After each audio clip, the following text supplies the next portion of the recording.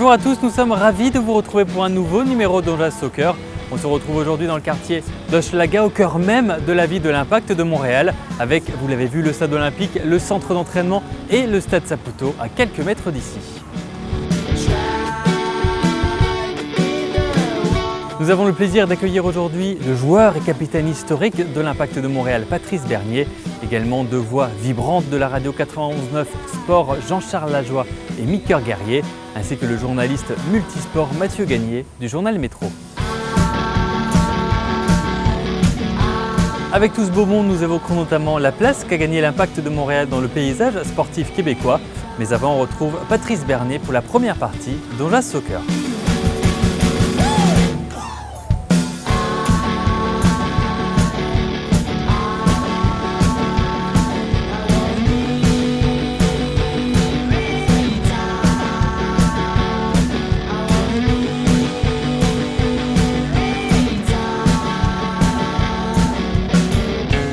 Bonjour à tous, nous sommes aujourd'hui au bar Le Loublon dans le quartier d'Hochelaga, au cœur même de la ville de l'Impact de Montréal. Et vous l'avez reconnu, à côté de moi, il y a le capitaine de l'Impact, Patrice Bernier. Bonjour Patrice. Bonjour.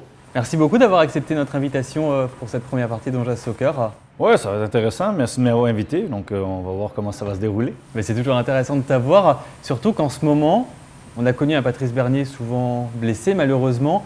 En ce moment, tu as retrouvé la forme, tu es sur le terrain, j'imagine que ça doit te faire un bien fou de pouvoir enchaîner les rencontres. Oui, disons que le timing de la blessure n'était pas idéal parce que je rentrais vraiment à mon niveau de forme après la belle performance contre l'Union de filles et la victoire de 5-1. Mais là, ouais, c'est 4 semaines. Et puis là, quand tu vois ton équipe qui ne performe pas, c'est sûr, c'est jamais évident. Puis tu veux revenir le plus vite possible. J'ai essayé de revenir le plus vite possible, mais à un moment donné, ton corps te dit il y a un délai, puis les docteurs aussi, le staff médical. Et je suis quand même revenu plus vite que c'était prévu, mais là, je suis content, je me sens bien. Alors dis-moi si je me trompe, mais j'ai l'impression depuis quelques mois, voire même depuis un an, et ça coïncide avec l'arrivée de Mauro Biello, mais non seulement tu as retrouvé le sourire, tu ne l'as jamais perdu en soi, en dehors du terrain, mais retrouver aussi tes sensations. Il y avait quelque chose vraiment qui n'allait pas par le passé, ou ces derniers temps avec Franck Lopez, pour qu'on te sente transfiguré à présent? Ouais, écoute, 2014, ça n'a pas été une année facile pour tout le monde, pour le club. Moi, je revenais d'une opération au genou. Fait que 2014, c'est vraiment une saison qui était oubliée. Point de vue personnel, point de vue du club. Et la première partie de 2015 aussi, non? Ouais, 2015, je dirais non. Je ne l'oublierai pas cette saison-là. Parce que, en tant que tel, moi, je savais qu'après la fin de 2014, j'allais pouvoir revenir à qui j'étais en 2015. Malheureusement, c'est sûr, le club doit penser à l'avenir, doit changer. Doit avancer vers l'avant, doit rajeunir, doit mettre une équipe la plus compétitive possible pour… on est ambitieux à l'Impact de Montréal, donc on veut gagner à tous les années. Donc 2015, c'est juste que, oui, le déroulement, est-ce que j'aurais dit, ouais, j'aurais voulu jouer plus de matchs. Ouais, j'aurais voulu jouer la finale à Champions League, parce que je ne vais jamais l'oublier, ce match-là. Mais à la fin, le déroulement de comment elle a fini, bien, au moins j'ai eu la chance de finir, de démontrer que, ben, ouais, j'étais prêt toute la saison. Justement, durant la période où tu ne jouais pas, et ça a été le cas encore cette saison, à chaque fois, il y a beaucoup de vagues, beaucoup de débats sur les réseaux sociaux où on demande que Patrice Bernier soit partant. Et d'ailleurs, les statistiques le montrent. Quand tu joues en ce moment avec l'Impact, il y a plus de points pour l'Impact. Comment tu vis, toi, tous ces débats, que ce soit à la radio, à la télévision ou sur les réseaux sociaux, où on réclame Patrice Bernier sur le terrain? Oui, il y a cette reconnaissance. On va dire que c'est quand même flatteur parce que tu sens que tu n'es pas oublié. En tant que sportif, on veut toujours laisser une trace, une marque au niveau du club, au niveau des gens qui viennent, les spectateurs, les fans. Donc oui, c'est toujours stimulant. Oui, je sais que j'ai toujours une influence. Personnellement, je sais que j'ai une influence quand je suis sur le terrain. Je sais parce que, pas juste par la façon que je joue, par la façon que je communique, par la façon que je dois leader sur le terrain. Tu parles justement de ton influence, de ton implication, de ta personnalité aussi. On connaît ton implication sur le terrain, ouais. Voilà, le fait d'être aussi un leader vocal et un leader sur le jeu, mais il y a aussi une implication personnelle, humainement, en dehors des terrains. Tu aimes aussi avoir ce rôle de modèle maintenant auprès des jeunes? Oui, on en a déjà parlé, mais c'est sûr, depuis que je suis revenu en 2012, les choses ont changé. Sur le terrain, puis tu étais avec l'Impact de Montréal, il y a une visibilité. Et j'ai un père qui a été très, très présent au niveau de la communauté du soccer, mais aussi, Jean Bernier. Et puis, communauté de soccer, mais aussi la communauté haïtienne. Et tout simplement, il travaille à l'Office municipal d'habitation de Montréal. Donc, très, très actif avec les gens à loyer modique. Justement, c'est le message que tu essayes de donner aux jeunes, par exemple de Montréal-Nord. Tu es président d'honneur depuis 3 ans du Match des Étoiles, un événement caritatif à Montréal-Nord. Leur dire tout est possible malgré peut-être des difficultés sociales? Oui, avant tout, c'est ça le message. Parce que moi, quand je regarde, même si je n'ai pas nécessairement eu le même parcours qu'eux autres au niveau de quartier et d'où ce qu'on vient, moi, j'ai joué au soccer. J'ai choisi le soccer par rapport au hockey, dans un monde où le hockey, c'est la religion ici. Où ce que la sortie, l'espoir de devenir joueur professionnel n'était pas vraiment quelque chose qu'on pouvait dire un idéal, quelque chose qu'on pouvait dire qu'on pouvait vivre facile. Et facile. Donc, ce qui fait que moi, j'avais un rêve. Puis même très jeune, beaucoup de monde me disent que c'était pas possible d'être un joueur professionnel et de bien gagner sa vie. Donc, mais j'ai toujours travaillé à fond, à me dire que je pouvais me rendre en Europe, que je pouvais faire de ça une carrière, que je pouvais être un joueur de la sélection nationale et dans le soccer d'un pays qui n'est pas reconnu pour le soccer. Et c'est le message que je veux envoyer à ces jeunes-là, c'est que peu importe ce que vous voulez faire, bien, il y a une possibilité. Il faut juste simplement travailler, être déterminé. Et il va y avoir des obstacles, mais il faut continuer à y croire. Tu vas fêter tes 37 ans. Tu sais qu'il y a eu beaucoup de joueurs à l'Impact qui ont quitté à 37 ans. Marco Di Vaio, Nesta aussi. Mauro Biello, lui, si je ne me trompe pas, c'était également aux alentours de 36-37 ans. Tu te vois encore prolonger, toi, ton bail à l'Impact? T'aimerais? Je crois que tu es en fin de contrat, c'est ça? Oui, ce sont les dernières semaines de contrat. Là. Donc, oui, je vais avoir 37 ans très bientôt. Donc, mais la motivation est là. Et physiquement, je me sens bien encore. Oui, il y a les petits pépins physiques qui arrivent des mais c'est pas assez pour me dire que j'ai régressé puis au point où je me dis j'aide plus. Je réalise aussi, comme on a parlé au départ, que même quand je joue, j'ai toujours quand même une certaine influence. Mais non, moi, je me vois encore jouer encore un petit bout de temps. C'est-à-dire, tu vas demander un contrat de 2 ans, par exemple? Je sais pas. Je pense que ce statut, quand tu arrives à un âge, tu y vas année par année parce que, comme j'ai dit, je ne sais pas qu'est-ce qui pourrait arriver dans une courant de saison. Blessure, motivation. Là, je suis encore motivé, mais j'ai connu beaucoup de joueurs qui sont arrivés avant mon âge puis qui se sont dit qu'ils étaient tannés parce que ça faisait 13, 14, 15 ans que tu fais des pré-saisons, tu passes à travers des années, tu veux faire d'autres choses. Mais moi, j'ai encore une motivation. C'est peut-être pas le facteur que je suis chez moi, donc c'est peut-être plus facile. Mais imaginons, on ne l'espère pas du tout, et aucun partisan ne l'espère, mais que ce n'est pas possible de prolonger à l'Impact. Est-ce que tu serais prêt à aller voir ailleurs en MLS, un autre club, voire quitter le continent ou le Canada? Pas encore, parce que la priorité, c'est de rester ici puis de finir ici. Mais ma motivation pour jouer est encore là. Donc après ça, ce serait une décision à prendre si vraiment je voudrais aller tenter quelque chose ailleurs pour m'expatrier pour 1 année ou 2 ans, parce que la réalité aussi, c'est que si je pars quelque part d'autre, je n'ai pas ce que j'ai ici. C'est-à-dire les enfants, la famille? Les enfants, la famille, mais aussi c'est le cadre d'être à l'Impact de Montréal, le club, je connais tout le monde, à l'intérieur de l'administration, que ce soit au centre, Nutrilait, je connais tout, donc ça, je ne le retrouverai pas. Là, ça dépend encore si j'ai cette motivation à aller vouloir jouer puis prouver encore que ce soit à l'extérieur. Donc l'important, présentement, on va voir, c'est s'asseoir avec l'Impact puis de voir qu'est-ce qui peut être fait pour le court terme.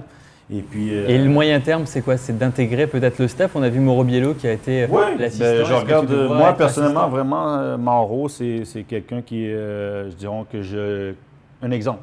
C'est pas quelque chose qui se fait du jour au lendemain. Il y a un apprentissage à faire. Et moi, j'aimerais bien intégrer le club, et surtout au niveau professionnel, parce que c'est ce que j'ai.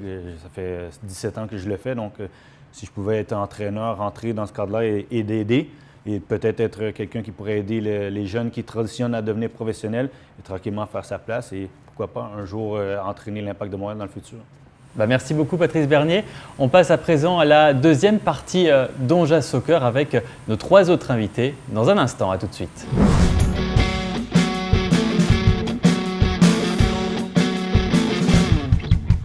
On est de retour au Loublon pour la deuxième partie d'Onja Soccer avec toujours Patrice Bernier à ma droite et on a le plaisir d'accueillir plusieurs grandes voix sportives de la radio montréalaise avec Jean-Charles Lajoie et Micker Guerrier. Merci beaucoup d'avoir accepté l'invitation, Jean-Charles et Micker. Parler soccer, a priori ça devrait être bon. Ça devrait. Avec nous également un monsieur multisport, journaliste pour Métro qui parle et des Alouettes et de l'Impact et du Canadien. Ça tombe bien parce que c'est justement le thème. Quelle place pour l'Impact maintenant dans le paysage sportif montréalais? Alors autour de moi, on en a un petit peu parlé, discuté là. Il y a 4 anciens hockeyeurs, notamment Patrice Bernier qu'on connaît à l'Impact, mais tu as commencé à jouer au soccer évidemment, mais surtout une carrière en ligue junior de hockey. Raconte-nous ça. Oui, écoute, c'est normal de jouer au hockey, on dirait, ici au Québec. Donc, puis mes parents, ils avaient besoin d'un... En fait, je suis mis dans le sport à cause de que j'étais trop actif. Donc, et puis, non, je me suis rendu jusqu'à la Ligue junior majeure. Ça a été un processus naturel. Les choses se sont bien faites. J'ai toujours joué dans les bonnes équipes, puis après ça, Midget 3A, Ligue junior majeure. Et c'est normal, quand tu arrives à la Ligue junior majeure, l'espoir à la Ligue nationale, elle est là. Puis j'ai joué avec des gars qui ont été dans la Ligue nationale ou qui sont dans la Ligue nationale présentement. Donc, c'était vraiment... pour le hockey ici, Ligue junior majeure, c'est plus ou moins, si on enlève le Canadien, c'est l'élite. JC, tu avais entendu parler de Patrice Bernier, hockeyeur, jeune hockeyeur à ce moment-là, c'est vrai? Absolument, sauf que je découvre qu'il a fait ses classes dans le Midget 3A à Magog, qui est sur mon territoire naturel, là, partout où j'ai grandi, puis tout ça. On rêvait tous des cantonniers de Magog dans le Midget 3A. Vous avez tous connu finalement l'évolution un petit peu du soccer par rapport au hockey. Toi, Micker, quand tu as commencé, quand tu étais enfant, est-ce que tu imaginais voir le soccer où ça en est maintenant? Moi, je dois dire que j'ai commencé à vraiment triper soccer à la Coupe du monde aux États-Unis. 94? En 94, exactement. Puis c'est là que j'ai vraiment découvert le soccer parce qu'avant, moi aussi, c'était le hockey. Il y avait juste le hockey qui existait ou presque au monde parce que j'ai grandi à Montréal. Puis j'ai commencé à découvrir qu'il y avait un sport vraiment le fun qui s'appelle le soccer puis que mes parents tripent pour une raison précise. Puis je comprenais pas. Il y a un lancé par match à peu près. Là. Pourquoi c'est excitant? Il y avait un joueur en particulier, une équipe qui te faisait rêver? Il y avait évidemment le Brésil parce que mes parents sont haïtiens, mais j'ai aussi un vague souvenir de Maradona en 86.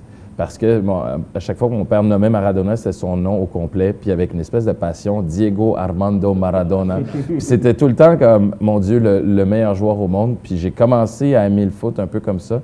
Il y a un grand joueur qui est arrivé récemment, c'est Drogba. Mathieu, quand tu vois un Didier Drogba, toi qui connais un peu tous les sports, qui est d'une génération un peu comme la mienne, peut-être un peu plus jeune, quand tu vois une arrivée de Drogba avec une telle clameur, une telle acclamation, tu te dis, ça y est, le soccer a pris une dimension internationale, mondiale, même ici? Ça a été dit plein de fois, là, j'invente rien, là, c'est l'athlète le plus reconnu sur la scène internationale que Montréal a jamais eu.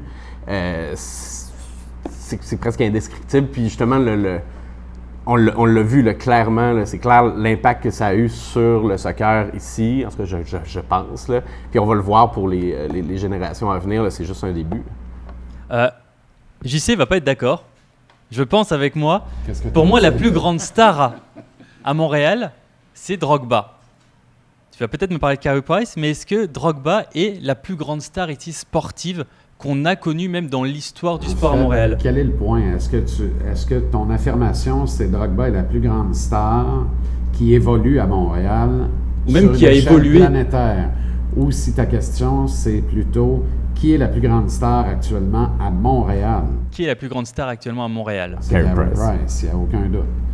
Il n'y a aucun doute que c'est Carey Price parce qu'il est le meilleur gardien de but au monde et qu'il joue dans l'équipe de hockey la plus prestigieuse au monde.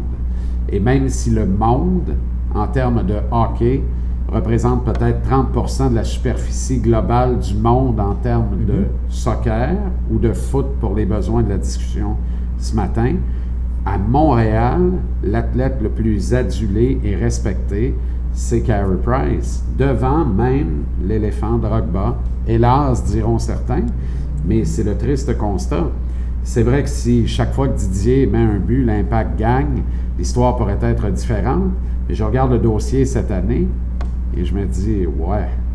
Surtout, je le regarde prendre une marche. Je trouve ça agréable de le voir prendre une marche. Moi, ce serait intéressant de mettre Didier et Carey Price et voir comment la ligne est. Parce que moi, je sais que... Au soccer, Didier marque contre Carey Price sur un penalty. Oui, non, mais moi, je parle de juste envergure. Ce sont deux personnes. C'est sûr, moi, Carey Price, je le connais. Je pense que j'ai le côté parce que j'ai joué en Europe, donc je connais ce que Didier a fait et tout. Puis je pense qu'on connaît tous son parcours. Puis je connais la sphère européenne. Et je connais ce que Didier a fait mondialement aussi. Comment il a, avec la Côte d'Ivoire, comment il a arrêté la guerre civile là-bas. Et sauf que je dirais que il y a une grande fanbase de soccer, Impact, et il y a une grande fanbase de soccer mondial, qui est Montréal. Montréal est, on va dire, on aime pas dire qu'il y a les Eurosnobs, des fois on privilégie les grandes équipes européennes par rapport à notre marché local. qui fait que c'est pour ça que je sais que Didier est probablement aussi populaire ou même peut-être plus populaire que Carey Price. Ben, surtout parce que le hockey est tellement populaire au Québec. Donc, Carey va chercher une sphère où peut-être le soccer n'est pas encore... L'impact qu'on n'a pas encore été capable de voir rendre ses tentacules jusqu'à là. Mais je regarde c'est ça, juste sur la la planète. façon. Je regarde juste la façon que Didier Drogba a été accueilli à Montréal. Il est juste arrivé. Versus Carey Price qui joue à Montréal depuis si longtemps. Puis je vois pas une passion, puis c'est difficile de comparer foot et soccer. Le hockey, c'est dans nos racines depuis tellement longtemps. Mais le soccer, il y a une passion qui vient avec. Puis juste l'accueil qu'il a reçu à l'aéroport lorsqu'il est arrivé. C'était exceptionnel. Bien, j'ai jamais vu ça pour un athlète à Montréal. Même un joueur du Canadien. Peu importe la situation. Non, mais de mémoire, là, peut-être avant, mais je veux dire de mémoire, je pense pas d'avoir vu un joueur qui arrivait à Montréal, que ce soit par un échange ou un agent libre qui a été signé, qui a été accueilli comme ça à Montréal. Il y a tellement de fans de foot mondial à Montréal que tu peux difficilement mesurer l'impact de Didier Drogba, alors que le hockey, c'est vraiment local. C'est plate à dire, mais le hockey, c'est un sport strictement local. Pas sûr que Carey Price a le même impact s'il s'en va en France jouer dans une ligue. Non.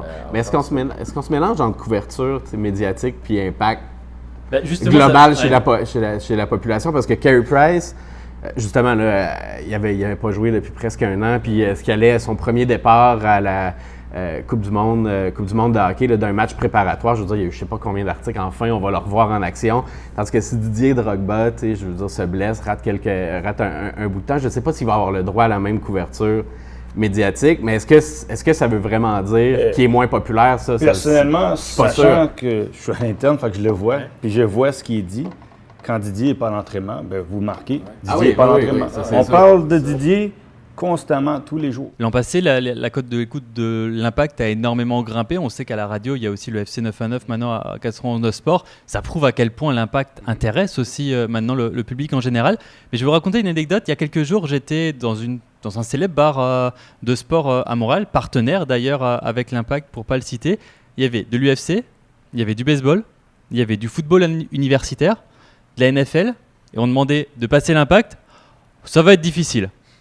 Est-ce que là, on se rend compte finalement que l'Impact a encore des échelons à grimper pour être reconnu dans sa ville, au cœur même de sa ville? Il n'y a pas de doute. Est-ce qu'il y a une organisation qui se meurt plus que les Alouettes à Montréal actuellement? Le club peine à gagner des matchs, mais fait encore une part d'auditoire supérieure à l'Impact à la télévision. C'est une réalité. À la radio, ça ne se compare même pas non plus. Quoique le jour où l'Impact prendront les bonnes décisions, peut-être qu'ils C'est auront... quoi les bonnes décisions? C'est-à-dire un diffuseur qui est plus à l'avenant des choses, qui est plus porté sur la chose de l'Impact. Mais ça se construit une pierre à la fois, un jour à la fois. Je pense que le plus beau public actuellement à Montréal, c'est celui de l'Impact. Parce que c'est le public le plus trendy, le plus jeune, contemporain. C'est un public qui est extraordinaire. Quand il y a une petite famille, c'est une belle famille. Moi, j'adore aller dans les gradins au match. Très peu pour moi, la passerelle. D'abord, le buffet, c'est ordinaire. Mais tu t'en vas dans les gradins, tu vis le match, tu vois les gens, tu comprends ce qui se passe. Tu regardes toutes ces communautés, le Montréal d'aujourd'hui qui est réuni à coup de 20 000 dans un match à l'Impact. Il y a quelque chose d'extraordinaire là. On a l'impression que c'est récent cet engouement-là. Un engouement qui est vraiment généralisé. Un stade qui est plein à 20 000 places. Un joueur comme Drogba qui arrive, qui met le spotlight sur l'équipe à l'international. Puis on a l'impression que c'est tellement fragile que du jour au lendemain, on pourrait retomber aux années noires, si on veut, avant la MLS, où on a quelques milliers de fans, mais on n'a pas une couverture médiatique exhaustive, où on ne suit pas l'équipe régulièrement. On va en parler dans un instant. On va se quitter quelques secondes, une petite pause avec une capsule proposée par la Fédération de soccer du Québec, une capsule au jeu Sport Expert avec deux anciens joueurs de l'Impact, John Lignatis et Rudy Doliska. On se retrouve dans quelques secondes.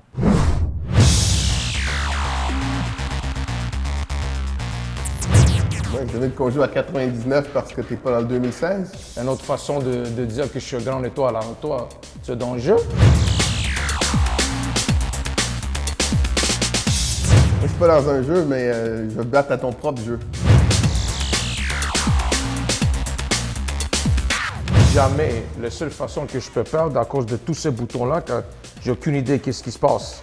Alors, on s'engage à quoi? Je sais pas, on laisse le public décider.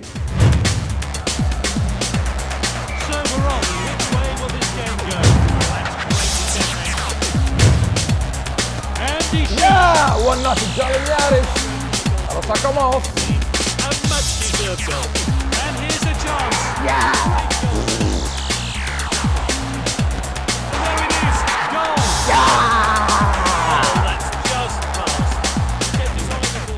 C'est la première fois que tu gagnes, alors j'accepte pas, mais à la fin, ça va être quoi le défi?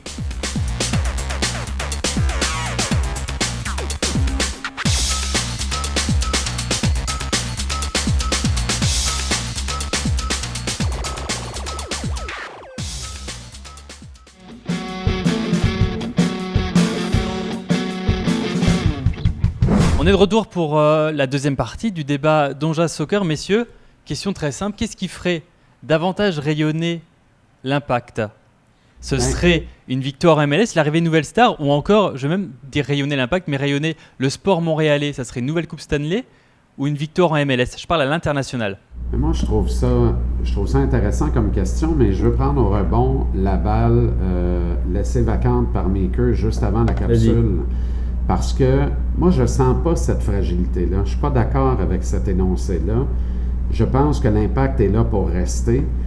Moi, j'ai connu Pelé avec le Cosmos de New York et 55 000 spectateurs au Stade olympique, mais une organisation menée par des vendeurs de bière, de bonnes personnes, mais des vendeurs de bière et de la bière de camping en plus. Donc, des gens un peu déconnectés sur la réalité. Il y avait un Montréal multiculturel qui était là en quantité industrielle. On retrouve ce buzz. Je pense que l'acquisition clé a été celle de Drogba pour réduire à néant le phénomène des Eurosnobs. À eux de construire maintenant, mais je sens cette construction. C'est pas parce qu'au moment où on se parle, les parts de marché ne sont pas à niveau même d'un club moribond de la Ligue canadienne, que les parts de marché ne sont pas doublées par rapport à ce qu'elles étaient il y a 3 ans à peine.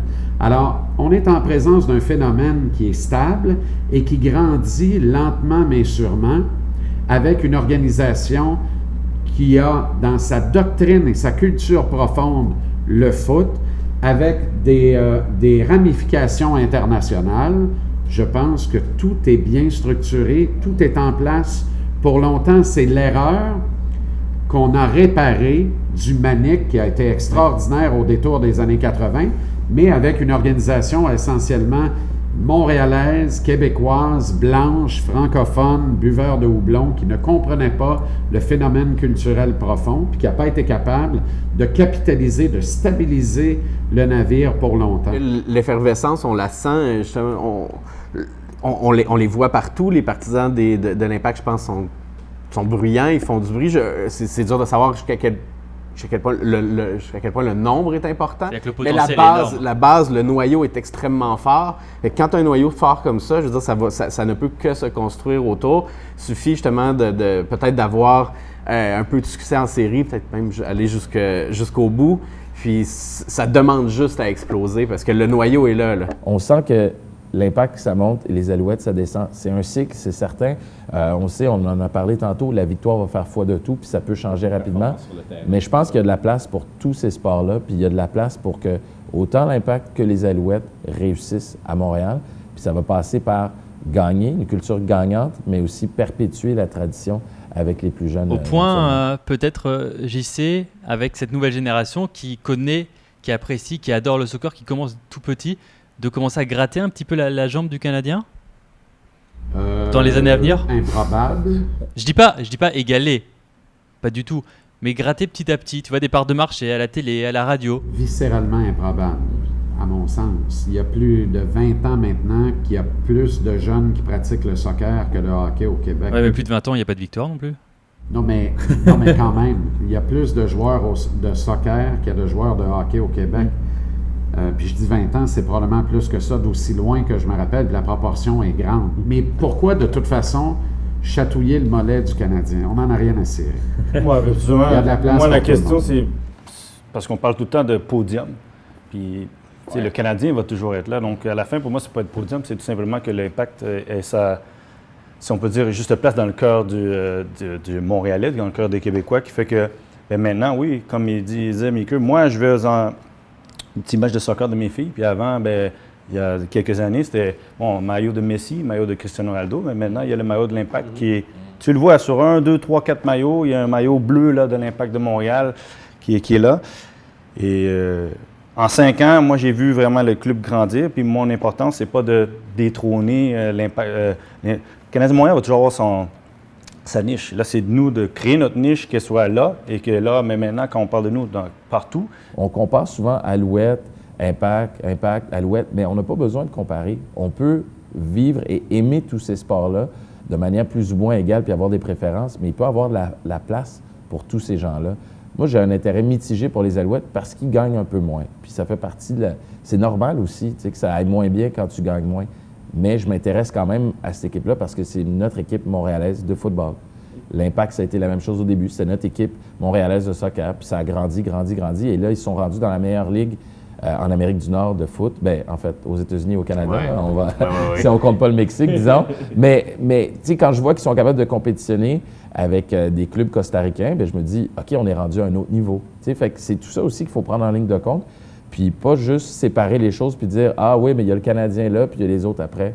C'est d'autres choses. Le Canadien ne jouera jamais contre un club mexicain ou contre un club européen, à part pour un match d'exhibition. Alors que l'Impact, mais c'est pas ramassé à jouer à la Coupe du monde des clubs aussi. Là. C'est extraordinaire. Il y a quelque chose. Jouer contre la AS Roma aussi, ça a été incroyable. Tu vois des légendes du foot devant toi, tu vois un calibre de jeu plus élevé, puis tu te dis, ouais, OK, il manque pas tant que ça. Il manque un peu d'exécution puis de vitesse, ils sont athlétiques, mais ces joueurs-là pourraient venir jouer en MLS et relever le niveau. Mais les progrès sont 4-5 ans. énormes, en tout cas. Oui, puis les possibilités, surtout, sont énormes. Alors que dans les autres sports, c'est différent. Puis il faut arrêter de comparer, comme je disais, des pommes et des oranges. Là. En tout cas, c'est sur cette belle conclusion de pommes et oranges, Micker, que s'achève le débat Donja Soccer. Dans quelques instants, place à la prolongation et au quiz, messieurs. À tout de suite.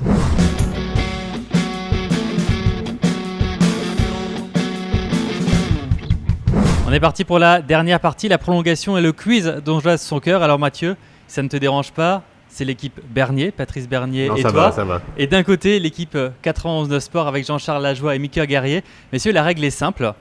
Le premier qui a 3 bonnes réponses, la première équipe a 3 bonnes réponses. Vous pouvez donner la réponse ensemble, de préférence, avant même la fin de ma question. C'est simple, le plus rapide marque un point. Vous êtes partis? Première question. Cette année, un joueur du Canadien a joué au soccer dans une ligue amicale et a changé son identité. Ah, je l'ai. Qui est-ce? Thomas Plekanec. Thomas Plekanec, exactement. Tu connais le nom qu'il a eu? Ah, j'ai oublié. C'était dans une ligue à Laval, Tino Plekanio. Assez facile à reconnaître puisqu'il a pris plusieurs photos sur les réseaux sociaux. C'est un de ceux qui est plus souvent aussi au stade qui a regardé les matchs. Hein. Deuxième question, ça va être vraiment une question de rapidité. Pour quelle équipe de LNH a joué Maxime Fortunus, le cousin de Patrice Bernier? Stars de Dallas. Facile. S'il ne l'avait pas eu, on se serait posé des questions. On va pas rentrer chez moi, là. Et il joue maintenant Là, maintenant, il est dans l'Ohio. J'ai oublié son... au Wild, c'est ça. Il est capitaine là-bas, un partout. Team 91-9, Team Bernier, 1-1. Quel ancien joueur des Alouettes a obtenu un essai avec le Sporting ici en 2011? Parfait. Chad Johnson ou il a un autre nom maintenant. Il a eu un autre nom, Chad Ochocinco. Voilà. Chad Johnson, Ochocinco. C'est ça. Donc 2-1 pour la team Bernier. On connaît le stade olympique pour des matchs de l'Impact, évidemment. Mais le record du stade olympique est de 72 000 spectateurs pour un événement sportif. Quel événement sportif? Coupe Grey. Non. C'est pas un combat de boxe. Non. Le dirt, c'est quoi, les camions 4x4, là? Il y avait demandé le Non, un événement sportif. Pas le baseball, là, toujours. Non. C'est pas grave, je vais vous donner la réponse. C'était la finale de soccer des JO 1976 entre l'Allemagne de l'Est et la Pologne. Wow. Repartons un petit peu sur le Canadien. Un joueur qui appartient au Canadien, attention, est un grand partisan du club de l'OGC Nice en France. Un club qui vient de signer Mario Balotelli. Tim Bozon. Qui appartient? C'est pas Tim Bozon? Tim Bozon, bien, Micker, parfait. Non, il l'a dit. Tu l'as dit? Ouais, mais j'y pensais, j'étais là. Ah oui, un Français. Mais donc, ouais, 3-1. Victoire de la team Bernier pour on s'est fait avoir. pour cette prolongation dans la soccer. Il fallait être un peu plus rapide, Micker. Ouais, j'ai eu la je suis sûr que tu l'avais là. Ouais. Et en plus, je crois que Jean-Charles le connaît aussi un petit peu. Tim Bozon connaissait Philippe Bozon, je crois. Mais en tout cas, c'est la team Bernier. Merci beaucoup Patrice Bernier, merci Mathieu Gagné pour cette belle victoire et pour avoir été parmi nous. Merci Jean-Charles, merci Mika, on vous retrouve sur l'antenne de 89 Sport tous les soirs. C'est donc sur cette victoire de l'équipe Bernier que s'achève On Jase Soccer. Merci beaucoup à nos partenaires, à la Fédération de Soccer du Québec, à TVGO, à toute l'équipe de production. Et on se retrouve dans quelques jours, quelques semaines pour un nouveau numéro avec 2 nouveaux invités. À bientôt.